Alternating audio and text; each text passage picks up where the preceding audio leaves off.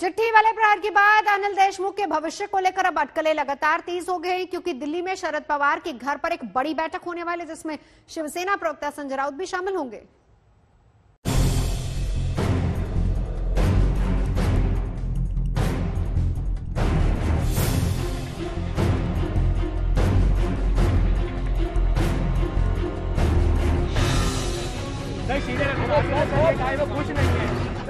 दो दिन पहले ही दिल्ली में शरद पवार से मिलकर निकलते वक्त मीडिया ने अनिल देशमुख से पूछा था कि इस्तीफे को लेकर शरद पवार से क्या बात हुई, तो उन्होंने चुप्पी साध ली। अब लेटर बम के बाद उन पर न सिर्फ इस्तीफे की तलवार लटक रही है, बल्कि चौतरफा मांग भी होने लगी है। ऐसे समय हमारी मांग है कि गृह मंत्री जी ने तुरंत इस्तीफा देना चाहिए। वो नहीं देते तो उनको मुख्यमंत्री जी ने हटाना चाहिए और इसकी निष्पक्ष जांच होनी चाहिए।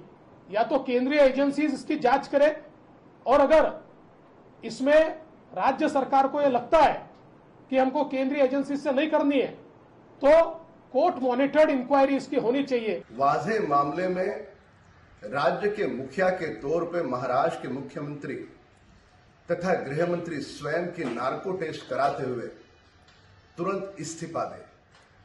जिनके नाक के नीचे आंखों के सामने इतना घिनौना दुष्कर्म हुआ है, उन्हें सत्ता पे और पद पे रहने का अधिकार कतई नहीं है। इंटिलिया और मनसुख हिरेन की मौत के मामले में घिरे महाराष्ट्र के अनिल देशमुख परमबीर सिंह की चिट्ठी के बाद बैकफुट पर हैं। वो सफाई पर सफाई दे रहे हैं। पूर्व पुलिस कमिश्नर परमबीर सिंह को झूठा बता रहे हैं। परमबीर की वसूली के आरोपों वाली चिट्ठी के बाद उन्होंने ट्वीट कर सफाई दी। उन्होंने कहा कि परमबीर सिंह के आरोप झूठे हैं, वो खुद को बचाने के लिए आरोप लगा रहे हैं। इंटिलिया केस में वाजे की साजिश साफ हो रही है। जांच की आंच परमबीर तक पहुंच रही है, इसलिए आरोप लगा रहे हैं। लेकिन उनकी सफाई सुनने वाला कोई नहीं है। घटक दल भी दबी जुबान में उनके इस्तीफे की बात कर रहे हैं। शिवसेना सूत्रों के मुताबिक देशमुख की कुर्सी जानी तय है। 1-2 दिन में ये हो भी जाएगा। महाराष्ट्र में आए सियासी भूचाल के बाद आया है संजय राउत का एक नया ट्वीट। शिवसेना नेता संजय राउत ने नए रास्तों के तलाशने की बात कही है। क्या यहाँ भी बिहार के जैसे आएगा नया फॉर्मूला? सुबह सुबह शायराना ट्वीट कर शिवसेना प्रवक्ता संजय राउत ने भी बड़ा संकेत दे दिया। उन्होंने जावेद अख्तर का नज्म भी आगे बढ़ाया, जिसमें लिखा है, हमको तो बस तलाश रास्तों की है, हम हैं मुसाफिर ऐसे जो मंजिल से आए हैं।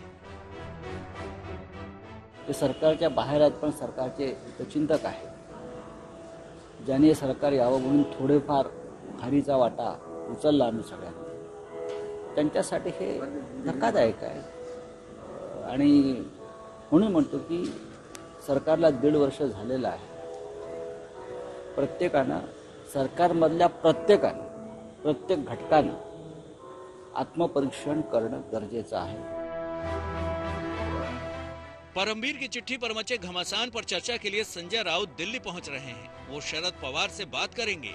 माना जा रहा है कि उनसे अनिल देशमुख के इस्तीफे पर ही बात होगी। सवाल अब सरकार की विश्वसनीयता पर खड़ा हो गया है। हालांकि अनिल देशमुख ने अपनी तरफ से सफाई तो दे दी है, लेकिन सूत्रों की माने तो यह सफाई नाकाफी है। यानी अनिल देशमुख बस 1 या 2 दिन के मेहमान हैं। उल्टी गिनती उनके लिए अब शुरू हो चुकी है। कैमरा पर्सन महेश मोरे के साथ पंकज उपाध्याय, मुंबई, आज तक। महाराष्ट्र की जंग दिल्ली तक आ गई है। केंद्रीय मंत्री आचले भी उद्धव ठाकरे सरकार को लेकर लगातार घेर रहे हैं। वहीं कांग्रेस परमबीर की चिट्ठी की टाइमिंग पर सवाल उठा रही है। शिवसेना के नेताओं की गाड़ियां के नाम उसमें है, इसलिए ये प्रकरण बहुत बड़ा गंभीर है और इसीलिए माननीय उद्धव ठाकरे जी को सत्ता में रहने का कोई अधिकार नहीं है। मैं अमित शाह साहब को, गृह मंत्री साहब को मैं पत्र लिखने वाला हूं मंडे को, और महाराष्ट्र में राष्ट्रपति शासन लागू होना ही चाहिए, क्योंकि स्थिति लॉ एंड ऑर्डर की बिगड़ती जा रही है और सरकार मतलब काम करने में उतनी सक्षम नहीं रही है। भारतीय जनता पार्टी को अपने गिरेबान में झांकना चाहिए। उनके लिए तो ये एक ऐसा मौका है कि वो इसको पूरे तरीके से इस्तेमाल करने की कोशिश करेंगे, लेकिन आरोप सही हैं या गलत हैं, यह अभी नहीं कहा जा सकता जब तक इन्वेस्टिगेशन मुकम्मल नहीं हो जाती। लेकिन इन्वेस्टिगेशन मुकम्मल होने तक किसी को यह मौका नहीं मिलना चाहिए कि कांग्रेस पार्टी के ऊपर उंगली उठाए।